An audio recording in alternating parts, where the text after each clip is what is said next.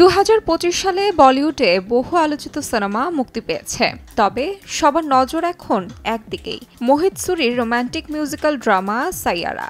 নতুন মুখ আহাম পান্ডে ও অনিত পাড্ডা অভিনীত এই সিনেমা মুক্তির মাত্র 9 দিনেই বক্স অফিসে ঝড় তুলেছে।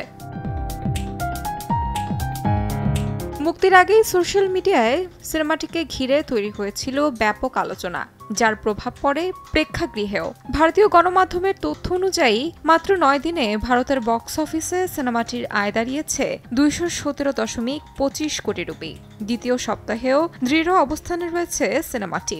শুক্রবার আয় করেছিল 18 কোটি, আর শনিবারে বেড়ে দাঁড়ায় 26.5 কোটি রুপিতে, যা আগের দিনের তুলনায় 50% বেশি।